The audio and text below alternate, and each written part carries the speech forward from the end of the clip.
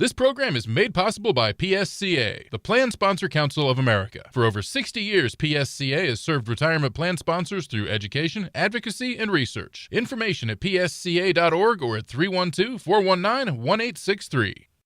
Hi, I'm Bruce McLean, Director of the MBA program at Valparaiso University. This episode of Money Sense features a topic I'm very passionate about: small business. Our country was founded on the principle of life, liberty, and the pursuit of happiness. Our liberties are guaranteed by our ability to remain a free people. To ensure that freedom, we need to be financially strong. And not just some of us, but all of us.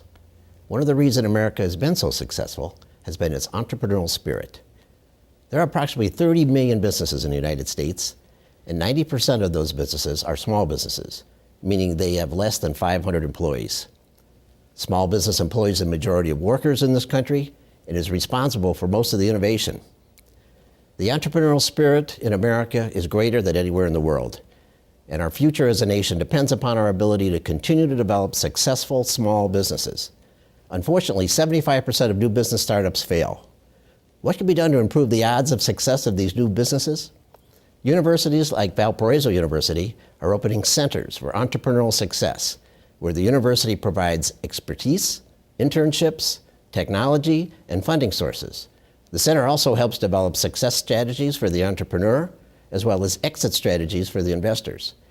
The state of Indiana has created the Indiana Economic Development Corporation that provides tax incentives and matching funds for new businesses in Indiana. And the private sector is expanding its private equity companies, angel and venture capital, and a new and rapidly growing crowdfunding market. This year alone, $5 billion will be raised using crowdfunding websites. The conditions are ripe for a bumper crop of new and innovative companies, and Indiana is positioned to lead our nation in the development of these new entrepreneurial ventures. Welcome to this episode of Money Sense. I'm your host, Anthony Contrucci. This week we'll be discussing small businesses with Lorri Feldt and Barry Krause. Lorri is the Regional Director of Northwest Indiana Small Business Development Center. She provides business counseling to small business owners and startup entrepreneurs. Barry Krause is the founder and CEO of Suite Partners, the originators of the Live Lab Network, which is a blend of experiential marketing, brand content, public relations, production, and social media. Lorri, Barry, thanks for joining me today. Great to be here. Well, I'm really excited about this topic. We cover a variety of topics on Money Sense, some obvious ones, like budgeting and financial planning, and some not so obvious, like this one. Talking about small businesses and how, does that small business maybe leverage marketing and build a brand to help grow their business over time. And for those who know me, they know that I'm very passionate about small businesses. So this is an exciting one. That being said, I think there's maybe some misconceptions about what is a small business. So I thought maybe, Lorri, you can kick it off for us, maybe kind of just define for our viewers, what is a small business? A lot of times people think of small businesses as the mom and pop type organization, right. But actually the Small Business Administration, who we work with closely, defines it as anyone with 500 employees or less. So obviously that encompasses in our region almost 98% of businesses in our area. So there are a lot of businesses out there who are considered small, who employ a lot of people in our region. Wow, 98% you said? Everybody but the mills, the hospitals, and a couple other employers typically. That's a staggering number. I think that is a huge misconception. I mean, I know for myself, and I'm sure for our viewers. So how much then, if 98% of our community at least is made up of small business owners, nationally, how much of the economy does the small business kind of tranche make up? It has an enormous impact on the economy, we definitely see that small businesses are producing more new jobs, at least the past several years into a decade, than those large corporations that we're also grateful to have in the region. So it has a huge impact. What is a typical, I like to kind of break it down like the demographic or the kind of the psychographic, that profile of that small business owner. I mean, is there tend to be like a typical profile that you see with business owners? The demographics are all over the map. Okay. Young, old, every race, male, female. And that's one of the things I love about working with small businesses, because each is an individual story. Mm-hmm. In terms of psychographics, their makeup as people, I think they do have some things in common. And certainly one of those has to be that they're willing to take the risk to start a business and to run a business. There is no guarantee of a paycheck. And it's a very competitive marketplace out there. So starting a business isn't for everybody. But they certainly have that makeup, a combination of determination, often a very positive outlook. Even when the economy was very difficult, you'd see entrepreneurs who always seem to find the glass is half full, or maybe entirely full. Right. So attitudes, they tend to share like that, and they're a pleasure to work with. That's interesting. And you mentioned, starting this small business, and I can only imagine how difficult that is. How hard is it in today's day and age? Maybe you can even start back historically, and has it gotten harder or easier? Fast forward to 2014. I mean, what are you seeing out there? I certainly think, and actually if you look at number trends, startups are down, even though there's so much attention these days on entrepreneurship, and you have these terrific television programs like Shark Tank and so forth. But the trend is a little lighter than it used to be, and I would say it is more challenging to start a business in today's times. It's more challenging to obtain financing. We have so many choices as consumers and customers. So a small business person entering a marketplace really has to identify, what am I going to offer that is worth trying compared to the competition out there? And that's often the struggle for a lot of entrepreneurs, is really identifying a niche, something that is unique that they can offer of value in the marketplace so that there's room in the market and customers come to them.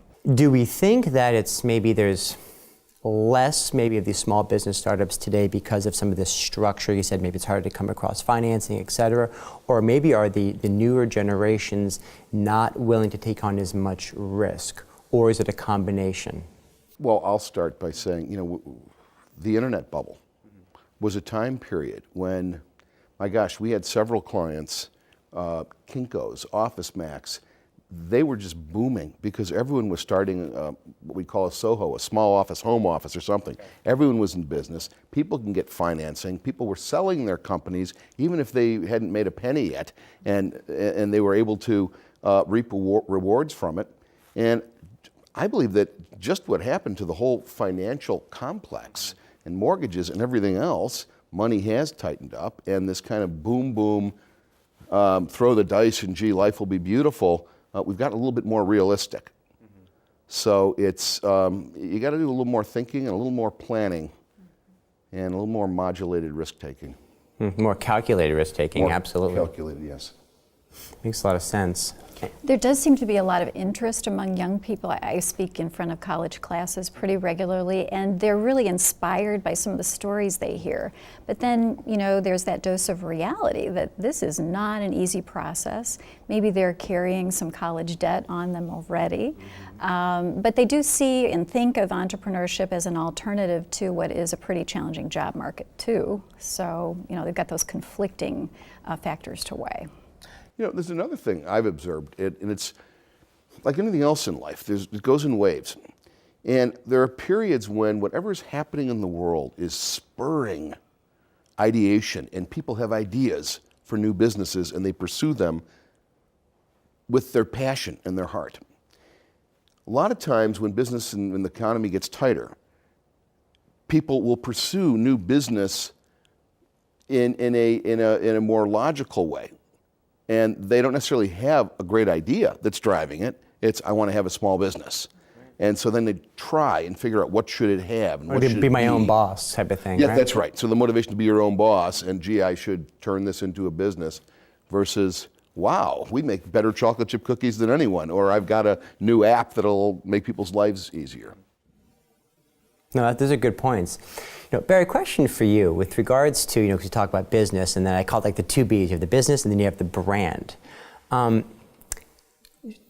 think some people think just because they have a business that all of a sudden they have a brand. Can you maybe talk about, again, the nuances between the two? Sure. From your perspective? Well, think of all the businesses that Lorri just mentioned. How many of those can you visualize? The difference between a business or a company and a brand is a brand has a pulse, it has a heartbeat, it has a personality, it has a rhythm. It's able to build relationships with people and attract people to it. And it's ultimately, because I can get to know it, it's something people can count on. and depend on and become more and more loyal to.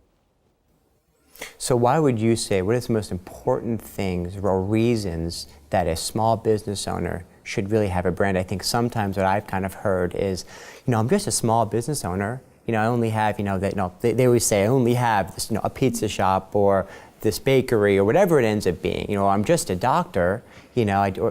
Why is it important for them to really think about themselves in the context of not just having, being in this business, but having a business that's a brand and a brand that really resonates with people? That relevance and that reach we talk about a lot, I think. Well, I'll repeat my notion of a brand is something you can count on. But I'll quote Leo Burnett, who one of the great advertising men of life, who said, in a parody world, my best friend wins. And for the most part, there's a lot of parody out there. And even McDonald's in their boom boom years, when people say, is your hamburger really that great? And Ray Kroc would say, it's not what's in the hamburger, it's everything I wrap around it. And so just like a friendship, we're not just friends with anyone, and the depth of our friendship varies on what are the things that friend is giving back to me. So a brand humanizes an organization in a way that it can cause real relationships based not just on need, but on want, liking, and liking can turn into loving. Well, what I'm really hearing here is it's emotional. It's emotion and it's emotional. Would that be an accurate statement? It's true.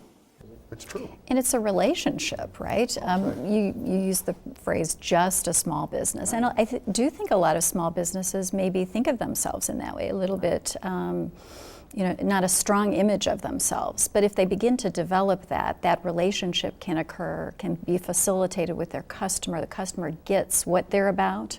And I think the business owner is inspired by development of that brand and maybe focus his or her message more strongly, and that cultivates the relationship better. So it's really, forming that with your customers in a vivid way. And forming that brand identity, I think sometimes, from what I've kind of seen, I love your thoughts on this, is I think sometimes business owners, they don't realize there's a disconnect sometimes between what they're saying and what people are hearing. That there's not a consistency, and then you add, make it even worse. Sometimes they're not saying anything, and they're just making assumptions that people just understand that value proposition, that narrative, kind of who they are. Two quick reactions. One is, I agree with two things you said. One is the notion of consistency, because something that shows up different every time you see it is hard to get to know and depend on, but by being a brand that has some standards and definitions and aspects of it, it does cause people to speak more like with one voice. So that consistency is something I can count on. The second thing, I want to go back to when you said, so it's more emotional. And I stopped for a minute and I said, And I thought about it, and I believe you're right, because I can go to two places that sell coffee. And one, I just feel better when I'm sitting there. So it really is wrapping some of that emotional meaning and significance around the tangible product. Yeah, I think sometimes we forget that, even though it maybe drives our behavior. I think we forget sometimes that emotion, as opposed to sometimes rational thought, really does win.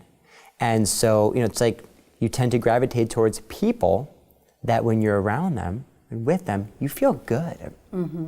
And I think to your point, you're talking about, that business really becoming that brand and being almost that pulse. I think we forget that when people walk in the door, that proverbial door, it's, how are we making them feel? Right. Right?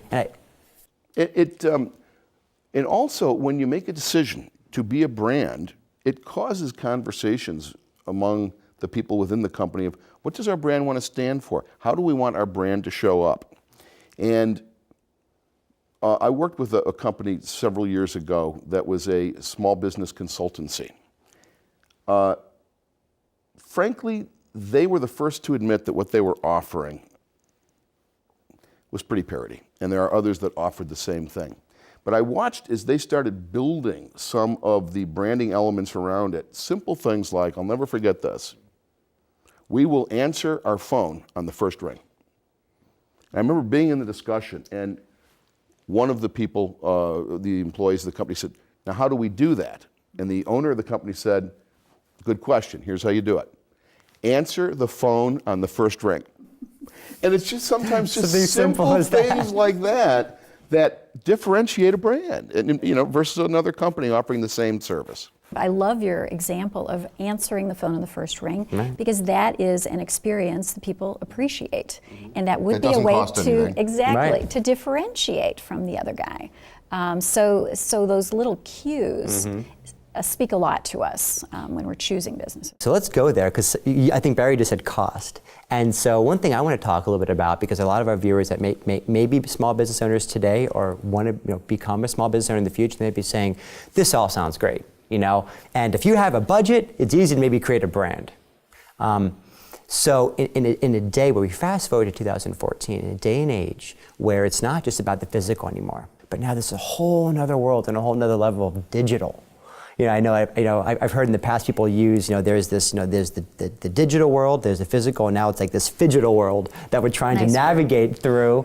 And so how does one do that small business owner do that on a budget, create that brand in a way that's consistent with their financial capabilities? First, it requires understanding that the world of marketing and communications has dramatically changed in the digital age. It has, and you have to fess up to the fact that we've been through the last 60 years of one-way monologue communications. I'm not sure that my good friends at McDonald's ever ran an ad that told you there are 54 grams of fat in a Big Mac. We edit what we want to say and we share it on our terms. It's one way. And for all intents and purposes, if you picked 5 competitors in the same industry, each one of them would in their own ways be telling you that they're the best. With not just the digital age, but with the advent of social on top of it, it's allowed us to do what we have done as human beings throughout our lives to get our most valued advice, and that is referrals from friends and others whom we may trust or who have an independent perspective. So we believe it's no longer about interrupting what people are interested in, commercials and ads the old-fashioned way. It's about being what people are interested in. And how does that show up in the world? Don't just talk at your customers. Start a conversation with them. Engage them. Ask them a question. Don't look like an ad campaign. I've seen research done that's asked people, do you remember seeing a TV ad or a newspaper ad for XYZ company? And these companies would make decisions based on whether people say, yes, I remember. The best communications, people don't even remember where or how they heard about it, but they have somehow just built a positive sense of that organization. So in a phygital world, you said it before, brands need to be experiences. And how you show up needs to be as human as your best friendship. And that could be done with a Facebook page and a few tweets and things like that. Well, that's what I was going to say. I mean, I think we have this great benefit really today, even from a cost perspective and a needs perspective, of social media, right? You're talking about, kind of going from what maybe historically had been this unidirectional kind of message. We are X.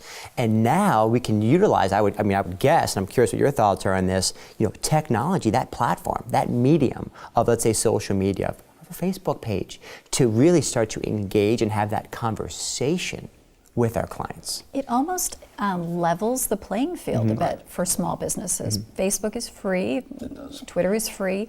There's time spent, and you have to think about those conversations and how you're going to engage people on social media. But a lot of small business people do this instinctively and successfully because they're used to communicating with their customers directly and personally. And this is just on a platform where they're doing that, maybe more visually. But that type of communication can be quite familiar to them and effective to them. So it's such a great tool, and no longer do they have to compete with the big guys, McDonald's, and the big ad budget, right? That reminds me of, we did some work with Cars.com where they brought in a bunch of their big customers or clients who are car dealers. And we were talking to them about how local car dealers need to behave differently today than they used to. And the conclusion we all came to was, you got to be in the conversations. It's not just a question of running all those ads you used to run. And take a look at the web and see what your current customers are saying after they've had a service experience. Or look for people who are in the market buying for a car, and what are they talking about? Show up in those conversations. Yeah. That doesn't cost anything. And let that drive your behavior a little bit from a feedback standpoint. That, again, is free. I mean, for the most part, again. So one thing I want to talk about, because believe it or not, I think we're almost running out of time already, and this has been such a great conversation. But talking about, again, this new phygital world, some of these maybe marketing strategies, if you can maybe, Barry, and then Lorri, jump in, please, but maybe bullet out some of these various strategies, but then more importantly, I'd love you to share some examples maybe of maybe some clients you've had or some stories that you've seen over the years of how they've taken maybe some of these new strategies, implemented them, and been successful. Okay, I'll start. Yeah, please. Number one, keep it real. You will get busted. In this world, there's nowhere to hide. 2, get closer to your customers. Don't wait for them to come to you. Go to them. Go to where those conversations, whether it's about eyeglasses or popcorn, find where the conversations are and participate in some way. What is valued more than anything is third-party street cred. You can get into those conversations rather than always showing up with your logo big and bright.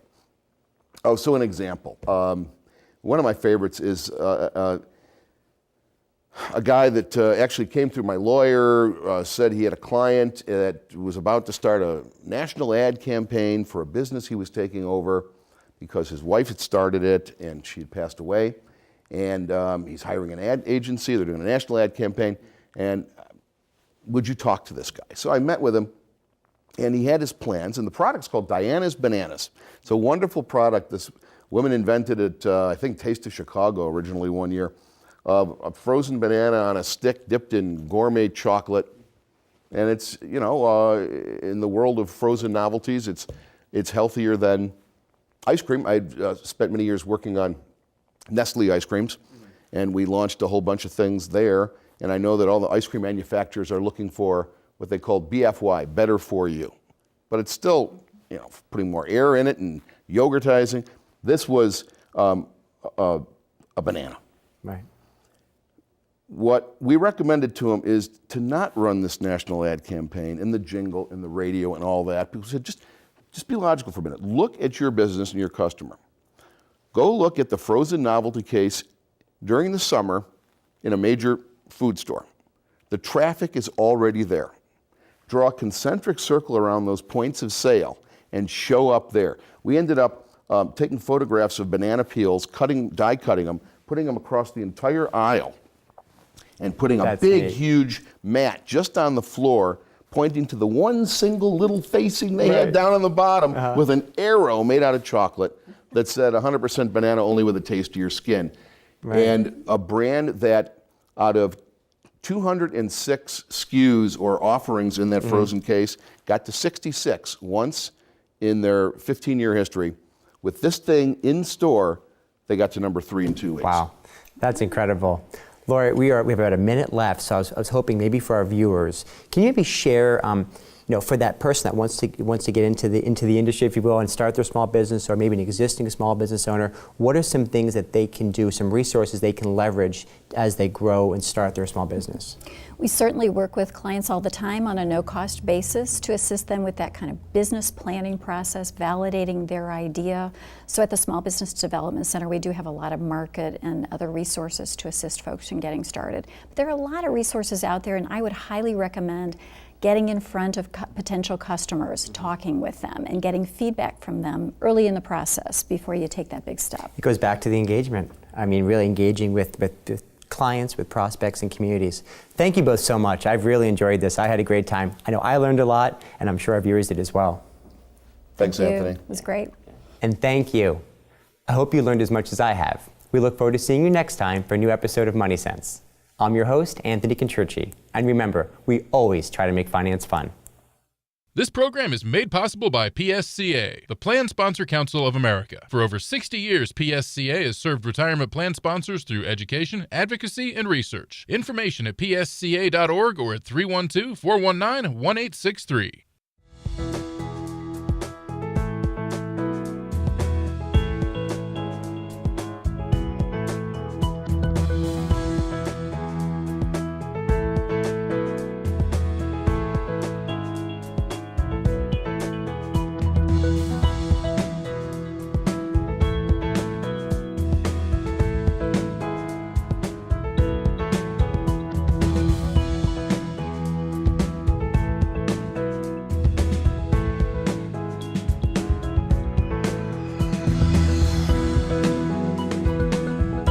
This program was produced by Lakeshore Public Media and Centier Bank.